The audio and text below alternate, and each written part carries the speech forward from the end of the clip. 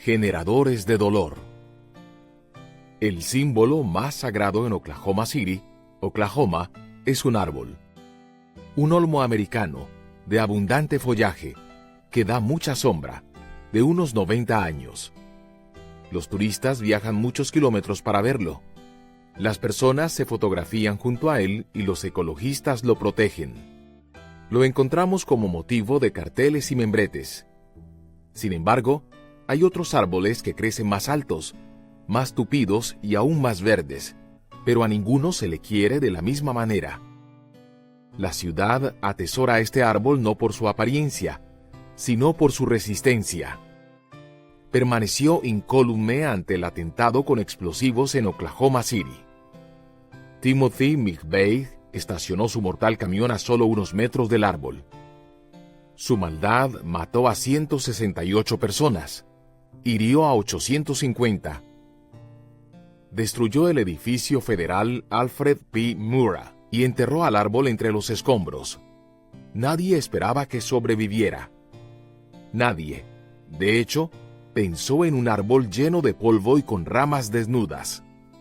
Pero comenzó a brotar. Los retoños presionaban a través de las cortezas lastimadas. Las hojas verdes empujaban para salir del grisáceo hollín. La vida resucitaba en un campo de muerte y la gente lo notó. El árbol ejemplificó la resistencia deseada por las víctimas. Por eso la comunidad le dio un nombre: el árbol superviviente. Los Timothy McVeigh todavía conmueven a nuestro mundo. Todavía, inexplicablemente, inexcusablemente, nos mutilan y aterrorizan. Deseamos imitar al árbol, sobrevivir al malvado, erigirnos por encima de las ruinas. Pero, ¿cómo? David puede darnos algunas ideas. Cuando Saúl se introduce a los McVeigh en el mundo de David, éste se arroja al desierto, donde encuentra refugio en las cuevas cercanas al Mar Rojo. Varios cientos de fieles lo siguen. Lo mismo hizo Saúl, y en dos dramáticas escenas, David ejemplifica cómo dar gracia a la persona que no hizo otra cosa más que darnos dolor. Escena 1. Saúl les indica a sus hombres que se detengan. Ellos lo hacen. 300 soldados cesan su marcha y caminan hacia la ladera de la montaña. La región de Engadi hierve a fuego lento en el corazón del horno de ladrillos. Los rayos del sol se sienten como dagas sobre la nuca de los soldados. Hay lagartos recostados bajo las rocas, escorpiones que persisten en la suciedad y serpientes, como Saúl, que buscan descansar en la cueva. Saúl entra en la cueva para hacer sus necesidades. David estaba escondido en el fondo de la cueva, con sus hombres. Primera de Samuel 24:3. Con ojos irritados por el sol del desierto, el rey no percibe las figuras silenciosas que se alinean en las paredes. Pero usted no sabe que lo ven. Mientras Saúl hace caso a un llamado de la naturaleza, una docena de ojos se agrandan. Sus mentes se aceleran y las manos alcanzan los puñales. Un empujón del cuchillo conducirá al fin de la tiranía de Saúl. Pero David les señala a sus hombres que se contengan. Avanza a lo largo de las paredes, desenvaina su cuchillo y corta la ropa de Saúl. David entonces se arrastra hacia atrás, dentro del hueco de la cueva. Los hombres de David, al ver esto, no pueden creer lo que su líder ha hecho. Nadie más que David. Sus sentimientos no reflejan los de ellos. Piensan que ha hecho demasiado poco. Sin embargo, él cree que ha hecho mucho. Y más que ufanarse, se arrepiente. Y al sentirse culpable por haber cortado un ángulo de la vestimenta de Saúl, les dice a sus hombres: que el Señor me libre de hacerle al rey lo que ustedes sugieren. No puedo alzar la mano contra él, porque es el ungido del Señor. Saúl sale de la cueva y David lo sigue. con el trozo de la prenda en su mano, grita: «Pude haberte matado y no lo hice». Saúl mira hacia arriba, pasmado, y se pregunta en voz alta: ¿quién encuentra a su enemigo y le perdona la vida? David lo hará, más de una vez. Solo un par de capítulos más tarde, Saúl, una vez más, intenta atrapar a David. Y este, una vez más, actúa con astucia. Mientras el grupo del rey duerme, el temerario David y un soldado sigilosamente se alinean hasta quedar directamente sobre el cuerpo del rey, que roncaba. El soldado suplica: «Este es el momento. Hoy ha puesto Dios en tus manos a tu enemigo. Déjame matarlo. De un solo golpe de lanza lo dejaré clavado en el suelo, y no tendré que rematarlo». Pero David lo detiene. En lugar de matarlo, toma la lanza de Saúl y su jarra de agua, y se van del campamento. Entonces, desde una distancia segura, despierta a Saúl y a sus hombres con un anuncio: «Hoy él lo había puesto a usted en mis manos, pero yo ni siquiera me atreví a tocar al ungido del Señor». Una vez más, David perdona la vida de Saúl. Una vez más, David muestra una mente colmada de Dios. ¿Quién domina esos pensamientos? Que el Señor, Él lo había puesto, al ungido del Señor, quiera el Señor. Una vez más, pensamos sobre el proveedor del dolor en nuestras vidas. Una cosa son las bendiciones para los amigos, pero ¿querer bendiciones para aquellos que nos causan dolor?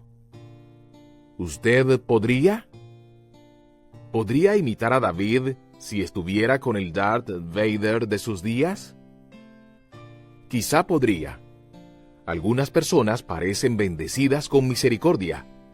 Perdonan, no son rencorosas ni cuentan sus dolores. A otras, la mayoría de nosotros, les resulta difícil perdonar a nuestros Saúles.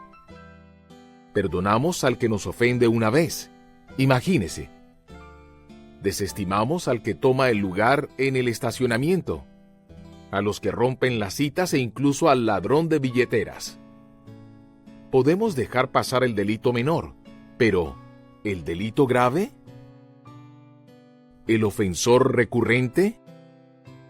¿El Saúl que se apodera de nuestra juventud, de nuestra jubilación o de nuestra salud? Si ese canalla hubiera buscado refugio en su cueva, o si se hubiera recostado a dormir a sus pies, ¿haría usted lo que hizo David? ¿Podría perdonar a la escoria que lo lastimó? Fallar en hacer eso sería fatal. El resentimiento mata a los necios. La envidia mata a los insensatos. Job 5:2. La venganza fija su atención en las circunstancias más desagradables. Congela su mirada en determinados momentos dolorosos de su pasado. ¿Es eso lo que quiere mirar? ¿Congelar y revivir su dolor lo hará una mejor persona? De ninguna manera. Eso lo destruirá. Estoy pensando en un viejo número de comedia. Joe se quejaba con Jerry del irritante hábito de un amigo común. El tipo empujaba con su dedo el pecho de Joe mientras hablaba. Eso, a Joe, lo volvía loco. Entonces decidió ajustar cuentas. Le mostró a Jerry una pequeña botella con un alto explosivo de nitroglicerina ajustado a una cuerda. Y le explicó: «Voy a usar esto alrededor de mi cuello, haciendo que la botella cuelgue exactamente donde apunta su dedo. La próxima vez que lo pegue a mi pecho, pagará por eso». Claro que no tanto como Joe. ¿No es cierto? Los destructores de enemigos necesitan 2 tumbas. No te dejes llevar por el enojo que solo abriga el corazón del necio. Eclesiastés 7:9. Ojo por ojo se convierte en cuello por cuello, trabajo por trabajo y reputación por reputación. ¿Cuándo termina eso? Termina cuando una persona imita la mente de David, dominada por Dios. Enfrentó a Saúl como enfrentó a Goliat, orientándose más hacia Dios. Cuando los soldados, en la cueva, exhortaron a David a que matara a Saúl, fíjese quién ocupó los pensamientos de David. Que el Señor me libre de hacerle al rey lo que ustedes sugieren. No puedo alzar la mano contra él, porque es el ungido del Señor. Primera de Samuel 24:6. Cuando llamó a Saúl desde la entrada de la cueva, David, postrándose rostro en tierra, se inclinó. Luego reiteró su convicción. No puedo alzar la mano contra el rey, porque es el ungido del Señor. En la segunda escena, durante el ataque de la segunda noche al campamento, David mantuvo su creencia. ¿Quién puede impunemente alzar la mano contra el ungido del Señor? Cuento 6 ocasiones diferentes en las que David llamó a Saúl ungido del Señor. ¿Puede usted pensar en algún otro término que podría haber utilizado David? Algunos vienen a mi mente, como rata o cerdo, pero no el que usó David. No vio a Saúl como enemigo, sino a Saúl el ungido. Rechazaba ver al que le proporcionaba dolor de ninguna otra manera más que como a un hijo de Dios. David no aplaudió el comportamiento de Saúl, solo supo que el propietario de Saúl era Dios. David filtró su visión de Saúl a través de la perspectiva del cielo. El rey todavía pertenecía a Dios y eso le daba a David esperanzas. Hace algunos años, un Rottweiler atacó a nuestra cachorra de casa en un centro de entrenamiento. El agresivo animal casi la mata. Dejó a nuestra Molly con docenas de heridas profundas y con una oreja colgando. Mis sentimientos hacia ese animal eran menos que los de David. Déjenos a los dos en una cueva. Solo hubiera salido uno. Le escribí una carta al dueño del perro exhortándolo a que pusiera al perro a dormir para siempre.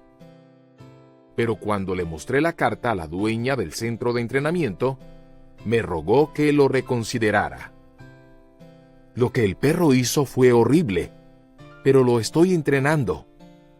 No he terminado con él todavía. Dios diría lo mismo acerca del Rottweiler que lo atacó a usted. Lo que hizo fue inconcebible, inaceptable e inexcusable, pero todavía no he terminado. Sus enemigos aún figuran en los planes de Dios. Su pulso es una prueba. Dios no los abandonó. Tal vez puedan estar fuera de la voluntad del Señor, pero no fuera del alcance de Él. Usted le hace honor a Dios cuando los ve no como fallas de Dios, sino como proyectos de Él. Además, ¿quién nos asignó a nosotros la tarea de vengarnos? David entendió esto. De su boca, en la cueva, salió esta declaración: que el Señor juzgue entre nosotros dos, y que el Señor me vengue de usted. Pero mi mano no se alzará contra usted. Que sea el Señor quien juzgue y dicte la sentencia entre nosotros dos. Que examine mi causa, y me defienda, y me libre de usted.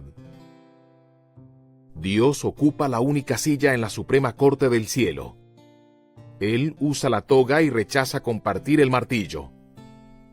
Por esta razón, Pablo escribió: No tomen venganza, hermanos míos, sino dejen el castigo en las manos de Dios, porque está escrito: Mía es la venganza, yo pagaré, dice el Señor. Romanos 12:19. La venganza saca a Dios de la ecuación. Los vigilantes reemplazan a Dios. No estoy seguro de que pueda manejar esto, Señor. Podría castigar muy poco o en forma muy lenta. Yo tomaré este asunto en mis manos. Gracias. ¿Es esto lo que quiere decir? Jesús no lo dijo. Nadie tuvo un sentido más claro de lo correcto y de lo incorrecto que el perfecto Hijo de Dios. Aún, cuando proferían insultos contra él, no replicaba con insultos. Cuando padecía, no amenazaba, sino que se entregaba a aquel que juzga con justicia. Primera de Pedro 2:23. Solo Dios emite juicios certeros. Nosotros imponemos juicios demasiado livianos o severos. Dios imparte una justicia perfecta. Las represalias son su tarea. Deje a sus enemigos en manos de Dios. Él no está respaldando el mal comportamiento de ellos cuando usted hace esto. Puede odiar lo que alguien hizo sin dejar que eso lo consuma. Perdonar no es una excusa. Tampoco lo es aparentar el perdón. David no encubrió o esquivó el pecado de Saúl. Lo trató directamente. No evitó el tema, pero evitó a Saúl. Saúl volvió a su palacio y David y sus hombres subieron al refugio. Primera de Samuel 24:22. Haga lo mismo. Otorgue bendición, pero si lo necesita, mantenga la distancia. Puede perdonar al marido abusivo sin vivir con él. Sea rápido en otorgar misericordia al pastor inmoral, pero vaya más lentamente en la concesión de un púlpito. La sociedad puede dispensar los términos bendición y prisión al mismo tiempo. Ofrecerle al niño abusador una segunda oportunidad, pero mantenerlo fuera del patio de juegos. Perdonar no es una necedad. Perdonar es, esencialmente, decidir ver a su ofensor con otros ojos. Cuando algunos misioneros de Moravia llevaron el mensaje de Dios a los esquimales, se esforzaron por encontrar una palabra en la lengua nativa para decir perdón. Finalmente, llegaron a una engorrosa opción de 24 letras. Isumaji Jou Jung Nai Nerkmik. Este formidable conjunto de letras es literariamente traducido como ser capaz de no pensar más en el tema. Perdonar es continuar, no pensar acerca de la ofensa nunca más. No la excusa, ni aprueba ni abraza. Solo encamina sus pensamientos en ellos a través del cielo. Usted ve a sus enemigos como los hijos de Dios y la represalia como el trabajo del Señor. Por otra parte, ¿podemos hacer algo menos que conceder bendiciones? ¿Atrevernos a pedir a Dios bendición cuando rechazamos darla? Este es un tema importante en las Escrituras. Jesús fue duro con los pecadores que rechazaban perdonar a otros pecadores. ¿Recuerda la historia sobre el servidor al que le perdonaron una deuda de millones y que rechazaba perdonar una deuda de peniques? Él provocó la ira de Dios. Siervo malvado, le increpó. Te perdoné toda aquella deuda. ¿No debías tú también haberte compadecido, así como yo me compadecí de ti? Mateo 18, 32 y 33. En resumidas cuentas, damos gracia porque nos han dado gracia. Sobrevivimos porque imitamos al árbol superviviente. Extendemos nuestras raíces más allá de la zona de la explosión. Tenemos acceso a la humedad más allá de la explosión. Cavamos profundo y más profundo hasta que obtenemos la humedad de la misericordia de Dios. A nosotros, como a Saúl, nos han dado gracia. Nosotros, como David, podemos entregarla abiertamente.